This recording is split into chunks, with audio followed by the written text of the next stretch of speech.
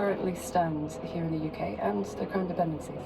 So it's illegal to assist suicide. In England and Wales, it's a criminal offence to assist someone to commit suicide, which is interesting because it's not an offence to commit suicide yourself, so it's quite unusual to have an offence where assisting someone to do something that's legal is itself criminal. So that's odd, but it's a serious criminal offence with a serious imprisonment for 14 years if you're found guilty.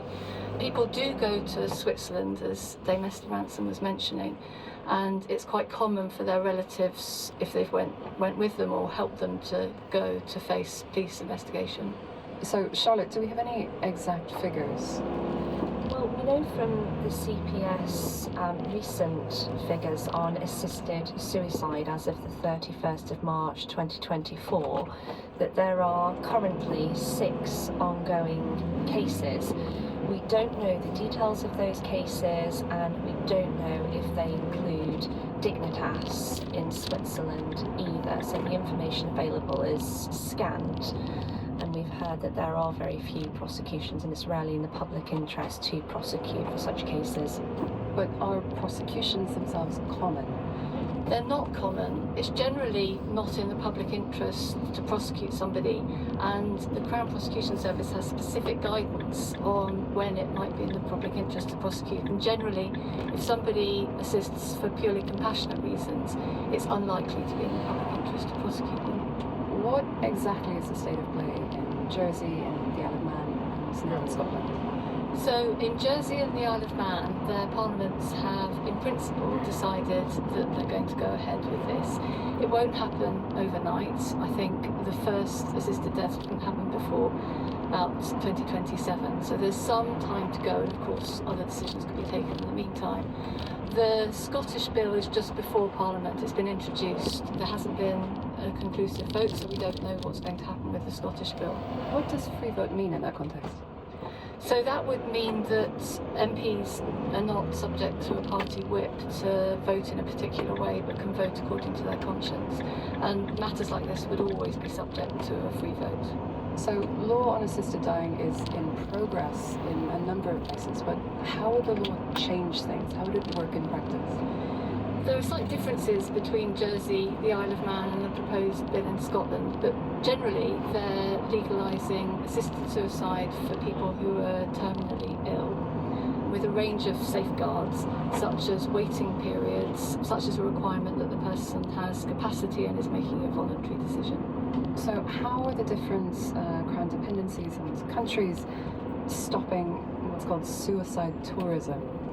So all of the jurisdictions that are contemplating legalising assisted dying would have residency requirements. Commonly that would be for 12 months, but actually the Isle of Man is considering making it 5 years. Charlotte, we heard audio from disability rights activist Jamie Hale earlier. Many would object because of fears of a slippery slope, and they point to Canada. What happened there?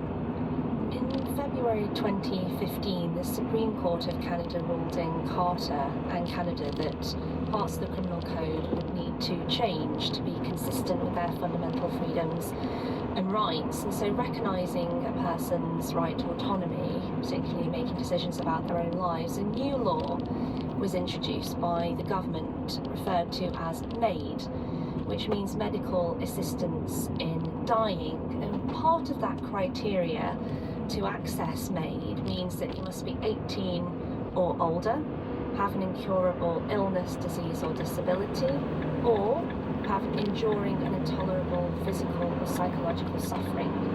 Now in all of these cases, someone must have, of course, capacity to make decisions, and that decision must be made voluntarily without any external pressure.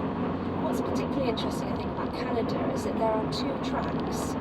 There's the first track, which refers to a person whose natural death is reasonably foreseeable. So, for example, they have a terminal illness, and that could be approved in around 48 hours. And then there is track 2, which refers to a person whose natural death is not necessarily reasonably foreseeable, and that, for example, could be on the basis of mental health illnesses or challenges, and reportedly that can be accessed in around 90 days. So just to clarify, for any of the potential UK dependencies, politicians, mental illness is not one of the criteria on which an access to 69. No. But we also had a very unusual case in Canada which caused quite a lot of controversy. That's right, so there is what's referred to as an infamous case, and that was of Amir Fasood, who is a 54-year-old disabled man who applied for MAID in 2022 because he was about to be made homeless, of course from a low socioeconomic background. He was quite open about the fact that he didn't want to die, he didn't know what else to do. The doctor approved MAID on the grounds of unbearable suffering, which means that after that 90-day assessment and waiting period, he could have medical assistance in dying. Fortunately, Amir Fasood raised money, paid off his debts, and now has a roof over his head. And one of the interesting things about Canada is perhaps seeing the growth as well in accessing MAID from 2016 when it became legal through to 2021. 31,664 Canadians have died under that piece of legislation. One of the central concerns that we hear around assisted dying is feelings of pressure and duress on people. So for the UK, for our dependencies, what kind of safeguards would be targeting that explicitly? Well, the decision would have to be a voluntary one, and you would have doctors and second opinions to check that. In Scotland, the bill actually makes it a specific offence to pressure somebody into accessing assisted dying. Thank you, Emily. Thank you, Charlotte. Each week, we're interested in hearing your legal questions. So if there's a bit of law that you're unclear about, you can email the programme at thelawshow@bbc.co.uk. You can also WhatsApp us on 0330 678 4770. That's 0330 678 4770. And that's exactly what Corinne has done. Hi Tracy, hi Joelle, my name is Corinne Singleton and I'd like to ask a question about CCJs please. I want to really understand what they for and what service they have provide. My problem is that I had a CCJ taken out against builders. They dishonested about £3,000 for me and despite having a CCJ I'm nowhere near getting any money back at all. So I've paid for bailiffs, I've paid for a private security firm who have called round and paid visits, but again, I'm no near getting any money. So I just want to ask, what's the point in having a CCJ if it's not enforceable? First, Corinne, so sorry to hear that happened to you. We have solicitor Tracy Maloney. Tracy, first off, what are county court judgments? So I'm glad that you said that, Joelle, because for those that are listening may not understand the terminology CCJ. It is a county court judgment. It's where a court rules that where you owe someone money, you have to pay it back. The court will then notify you of the ruling and give you the option to either pay it back in a lump sum or over a series of lump sums. Sadly, what we heard from Corinne there was that there's not too much you can do with a CCJ if the person doesn't have the money. So what checks should you be making before you ask for a CCJ?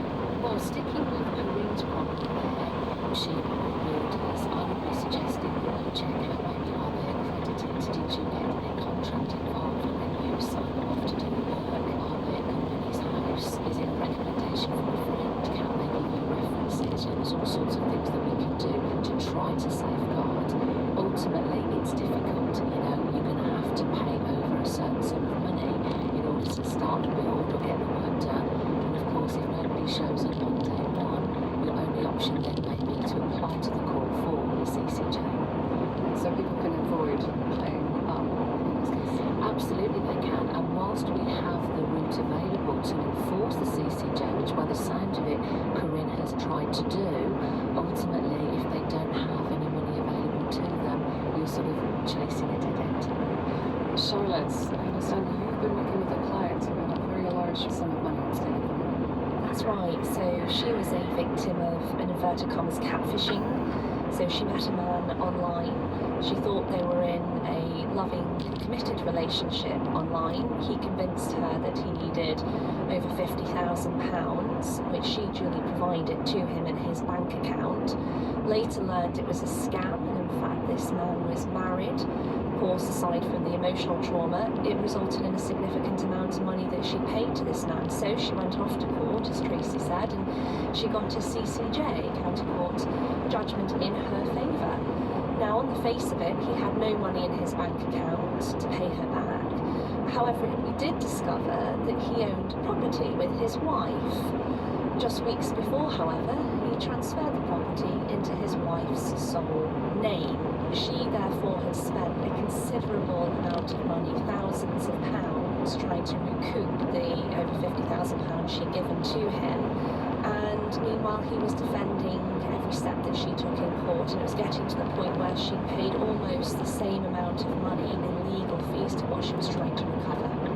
So, having a CCJ against you, will this affect him? Will this affect anyone to have a CCJ against him? It does affect their credit rating, but of course, if you're not too concerned, then in that case, then you just told us about Charlotte, the house was in his wife's name. It was unfortunate because she could have perhaps registered a charge against the property if it was in his name, but because he transferred it into the wife's name, then she was no longer able to do that.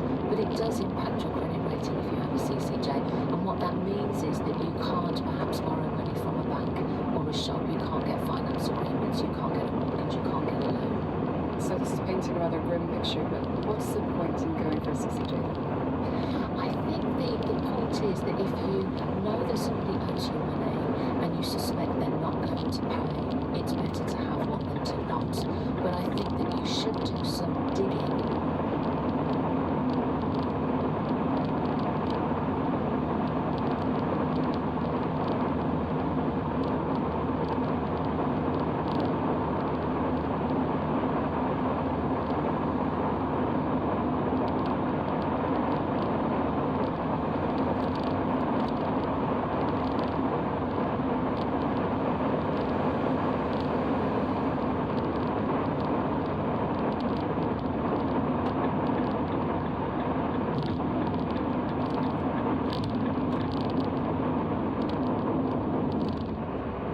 Which inevitably slightly cheaper than going full on down the CCJ route.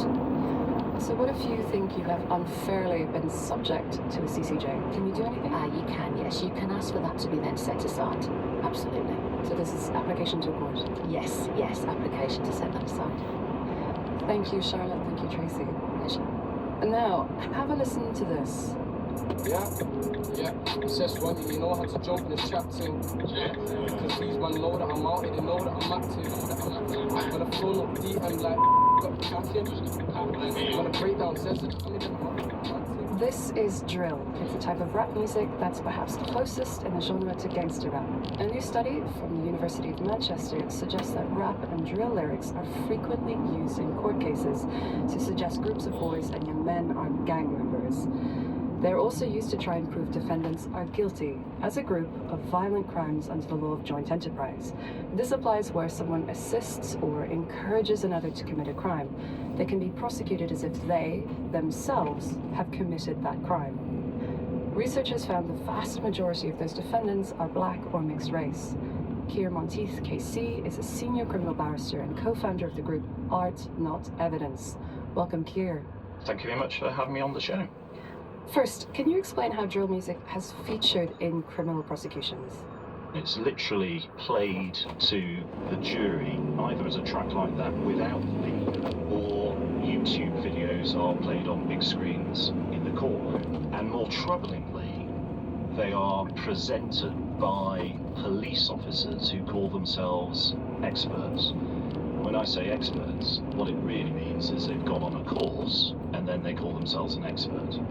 So this seems like it could be quite a significant issue, but what could be the problematic use of it in criminal trials? These are literally music videos, music tracks. They are fictional. They shouldn't be being presented in court dressed up as evidence. The research from Manchester found that the vast majority of the defendants were black. They found 252 defendants had faced very serious allegations with evidence that came from rap or drill. And one of the most shocking statistics was that 88% of the children in that data set were charged with murder. The Crown Prosecution Service has sent us a statement which says, "We are clear creating or listening to rap or drill music is not a crime. However, on occasion we have encountered cases where it became clear that drill and rap had been used in a build-up to encourage or incite violence, or reveal information about a crime that only the attackers would know. And CPS goes on to say, "We have never prosecuted anybody solely based on their involvement with drill or rap music, but it has been used to establish association between parties in some serious cases involving gang violence." Well, very long statements, lots of issues there, but the occasions that I've seen rap and drill being used in cases, it doesn't fall into any of those categories. I'll give you an example. I'm representing 3 defendants from a case in Manchester 2017. All they did was either appear as bit parts, extras, on a rap video, the one in fact you played at the opening, or one defendant had a still of that video on his phone. The High Court judge who dealt with that case directed the jury, and I quote, "The issue is whether or not participation or possession of that video is something from which you could infer membership or allegiance to the AO gang." And the AO gang in that case was supposed to be a violent criminal gang. So the High Court judge is telling the